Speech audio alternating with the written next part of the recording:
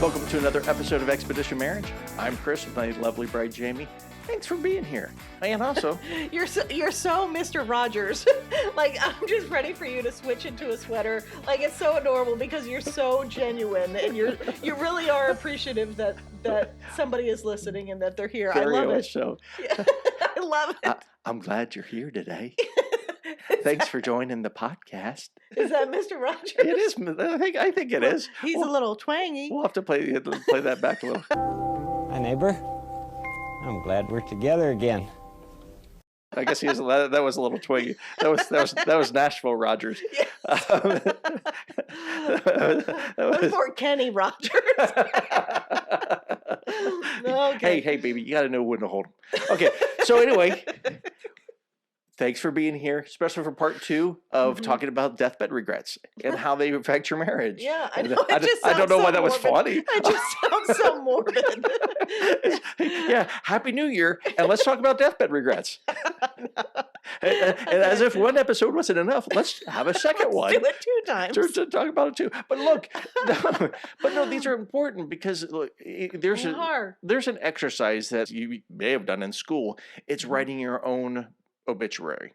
That is real morbid. That is really morbid. Yeah. But really taking the time to think about the end of life. And what do you want to be known for? Yeah, talking about like looking as far ahead goals. But what do you want at the end of your life to be known for? What do you want to have accomplished? What do you want to make sure that you've done and not done? We're going to have regrets. Okay, yeah. We are human. We're human. It's going to happen, and a lot of us, so present company included, might get paralyzed out of this fear of doing the wrong thing and regretting doing the wrong thing. So you end up doing nothing. Absolutely, which is usually the wrong thing. Right. So you got to create what you fear.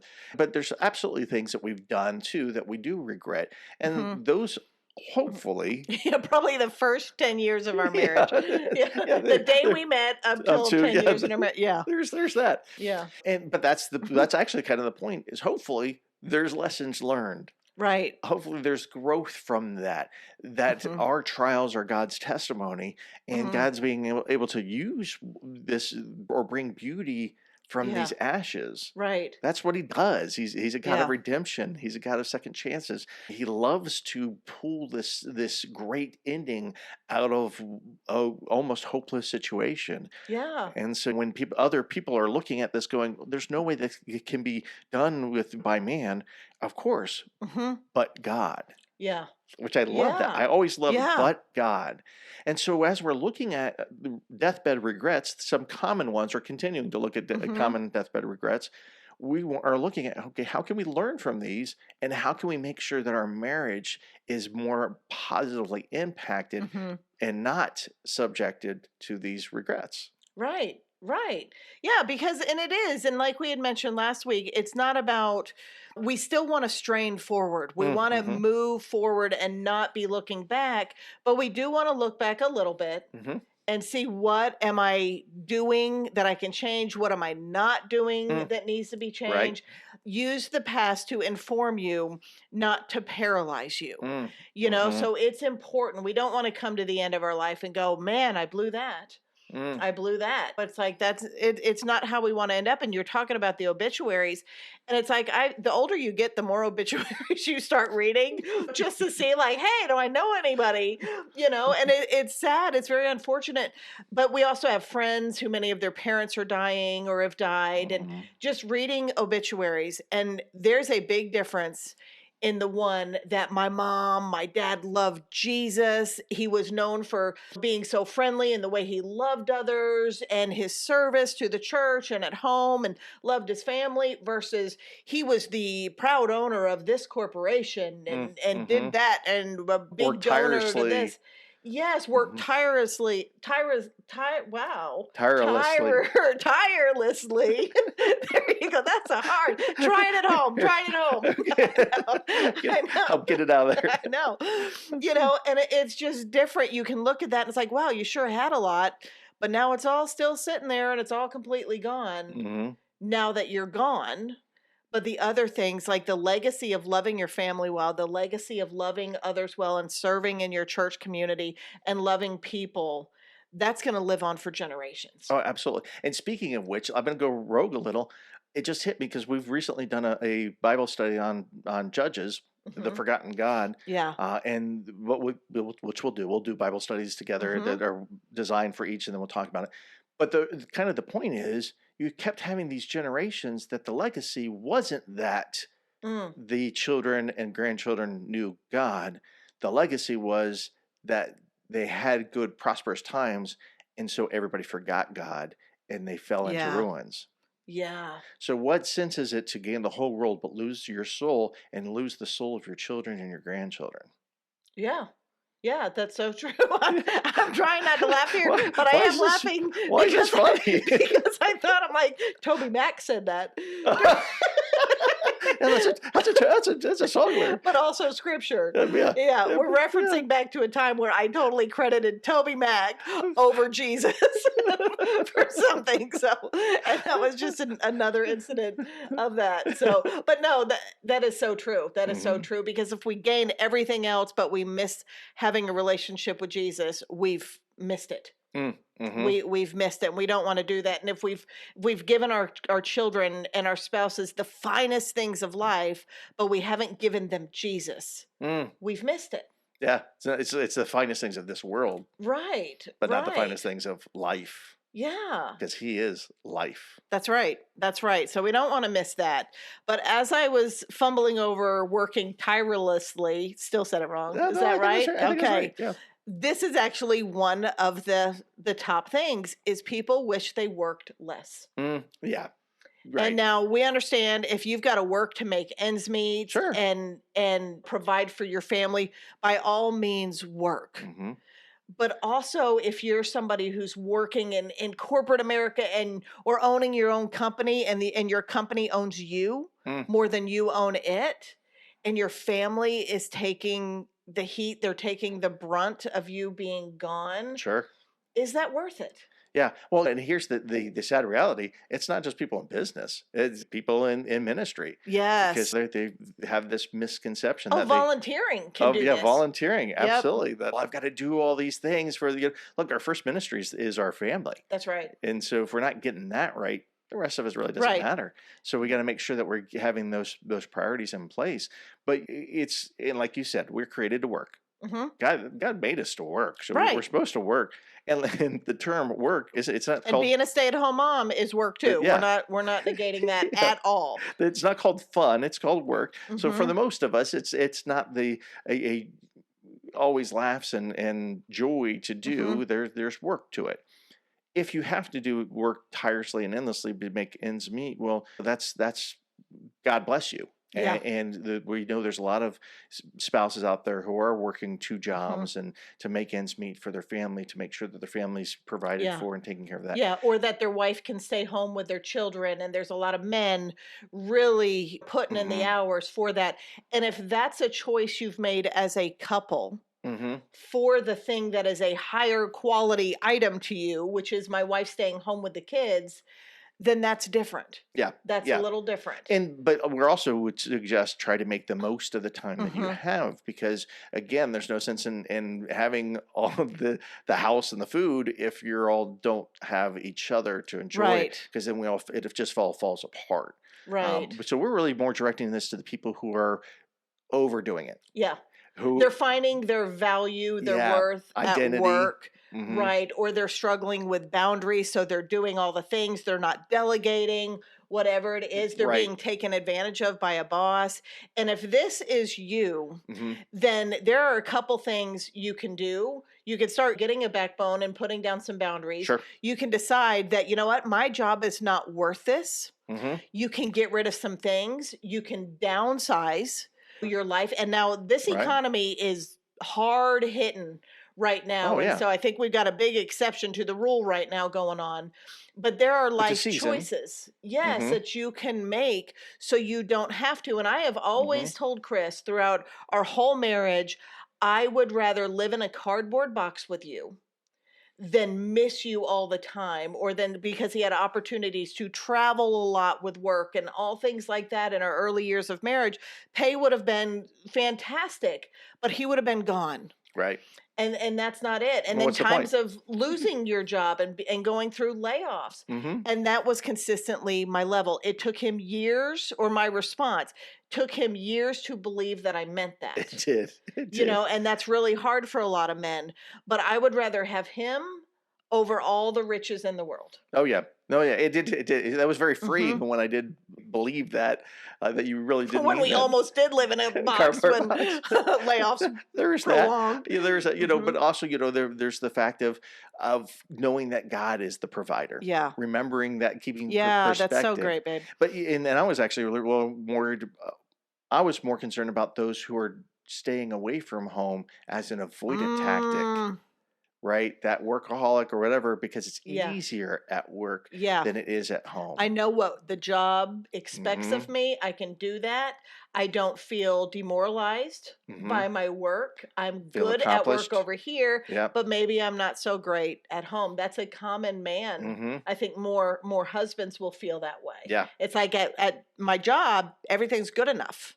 But when I Mm-hmm. come home, I feel like I'm failing at everything, and it's never seems to be good enough. Right. And if that's you, y'all have different issues. Yeah. You have different issues that need to be Gotta addressed. make And don't changes. hide at work. Make Do not hide changes. at work. That's right. Yep. Okay, you got another one, baby? Yeah, I got face my fears, because you actually you talked about the opposite layoffs and things like that, and that was we've got a great testimony where we went through a layoff and moved and all sorts of things, and Yeah. and actually one of my regrets is how much I was fearful in that time. I'm not saying it wasn't stressful. I'm not saying if Yeah. you're not going through it, that's hard.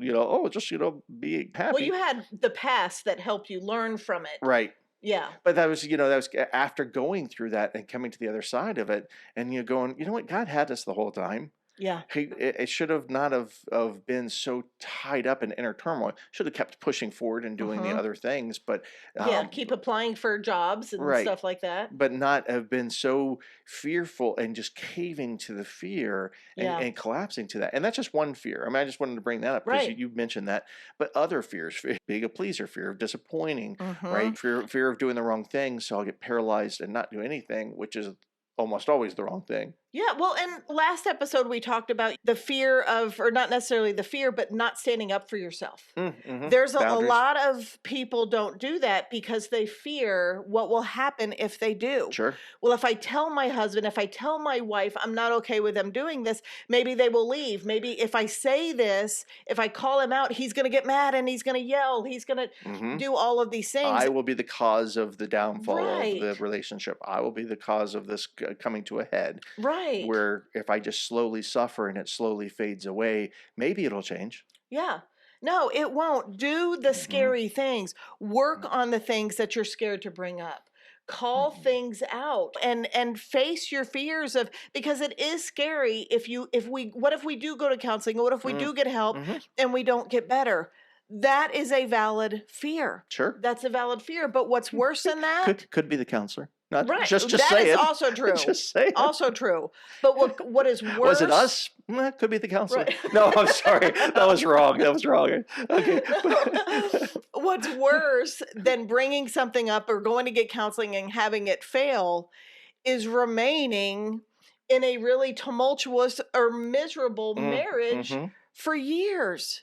So it's worth it. Like, face your fears. Yeah. Do the things. If you're somebody who's crippled with anxiety, we've got an episode on living with a spouse with anxiety and how to start combating that. Don't lose years of your life because of crippling anxiety. Right. Yeah. And I think that ties into another thing that people regret, not living up to their full potential. And I think that ties Yes. directly into that because they were afraid of taking that risk, afraid of approaching that situation and seeing, it could create a bad situation. Well, but it could also create a better one. Talking about us, and we've shared this before, where you told me, stop being scared of my getting upset. I'm a big girl. I'll get over it. And I was afraid of doing something to make you upset. So I was creating bad situations. I was just, it wasn't having boundaries. And so there were a lot of issues that we weren't growing. But when I did have those boundaries, when did face those fears, we started to live up to our full potential. Right.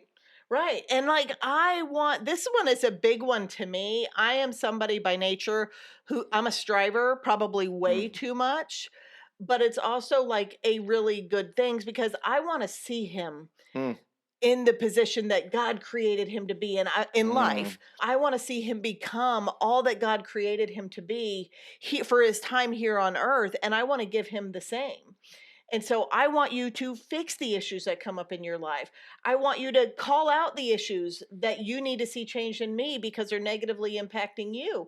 I want us to be like the best God created us to be. Hmm. Not the best at everything, but I want us Sure. to be who God made us to be. Yeah, absolutely. And it's not a trap when she says that part about like she wants me to call out the things. No, When- it's not. I but no, mean that. there's husbands who are going, it's a trap. Yeah, no. No. And let me tell you, I will say that and I will mean it, but I will also snap at him when he does it. But I come full Sure. circle Yeah. because he's right. Yeah. Because he's right. And And I so, face my fears. yes, you face your Hmm. fears. And so we want to live up to our full potential.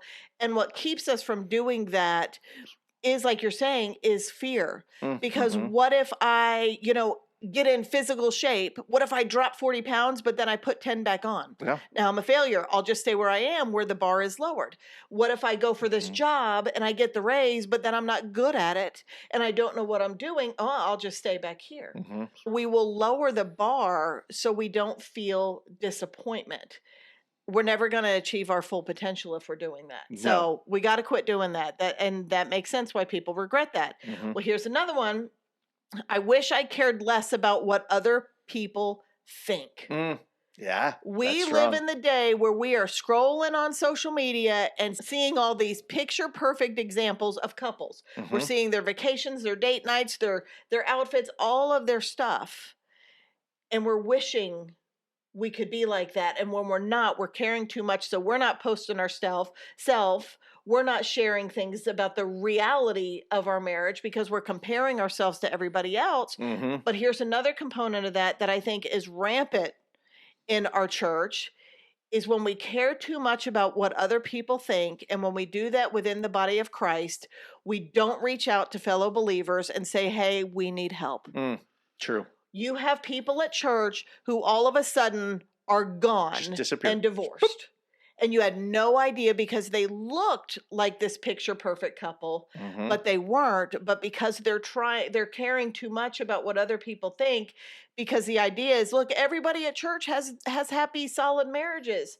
That is so Hmm. far from the truth. So far. But it will keep you from reaching out and getting help for yours because you're afraid we're going to be seen for the people who don't get it. Yeah, the people who are struggling, or there's, Yeah. but then you're seen for the people who are divorced, but you're not seen because No, you run away. You you're- have no choice but to run away at that point. yeah, which is sad. Don't do that. Reach No. out. We're supposed to build No. each other up. And nobody's looking at you anyway. We're all looking at ourselves. That's true. We're all caring about ourselves. We're not looking at one another. And it's all just fake. And if we are looking at you, it's to compare you to us. Oh yeah, that was We're caring more about us. Look at their vacation compared to my vacation. Look at their dress compared to my dress. Look at right. It's all right. Like we just, with the exception of the expedition_marriage on Instagram, just burn down most of social media.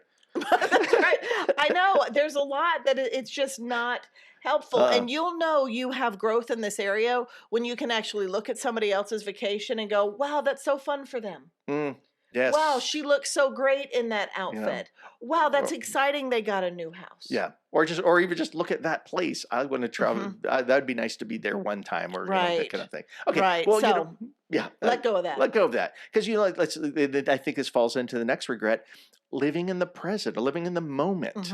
Right? There's so many people, and this would solve so many of the other regrets if we would just live in the moment, if we would be present, if we were with each other, we'd love each other better. You know, if we're in the moment, not thinking about other things or on devices or watching screens or stuff like that, but we're actually investing in one another. Yeah. When we're talking with somebody, we're talking with them and nobody else.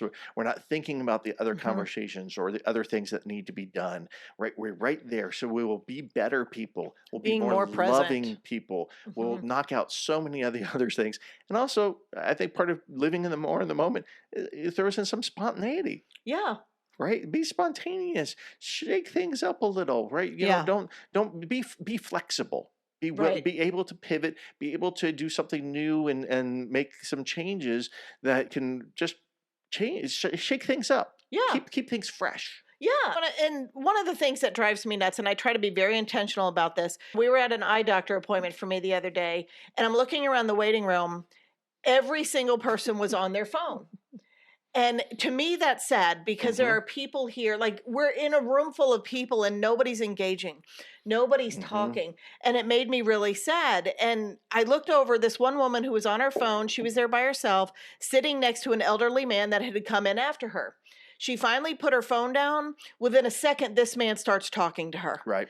And I'm looking at this man who's probably around 80, no wedding band on. And I can't help but think he's living home alone, has nobody, and he's just sitting in this room going, I have nobody to talk to. Yeah, can't compete with you. Nobody on your will even look at me. And to see him light up in conversation with this woman, like, we need to be more present. And to think we do that same thing to our wives, to our kids, and when our kids are trying to talk to us and share a story and our heads are buried in the phone, we need to quit that. We need to start being more present.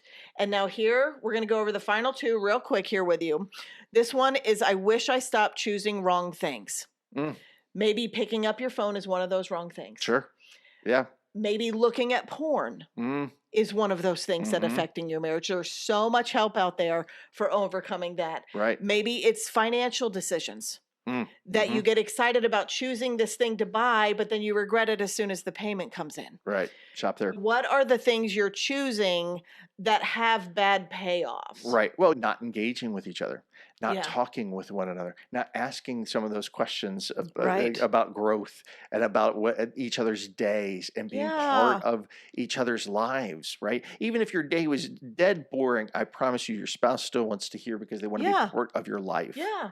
No, I talk to one another, and just, I mean, stop choosing so many other junky things over one another and over your marriage. They take you steps away from your goal. Yeah. Right? Is it something that's taking you a step towards your goal or away from your goal? Well, if it's taking you a step away from your goal, then you might want to think about stop doing that. That's right. That's right. Get rid of it. And here's the one we want to wrap up this two-part series on here is I wish I had been a better spouse or a better parent. Yeah. So we want you to think, what is it that will make you be just a smidge better of a parent, of a spouse this year? What is it today that will make you a better spouse? Is it a text to your wife that says, hey, babe, I love you and thank you for so much that you do for us? Is it a word to your husband that says, man, I appreciate how hard you work. You look hot today. Whatever it is, more compliments, more gratefulness, maybe changing your career because this one's taking too much for your family. Sure. Maybe it's getting help for your anxiety because it's dictating every decision you're making in your life. What is it that will help you become a better spouse and a better parent? And we just want to encourage you to do that thing. Do that thing.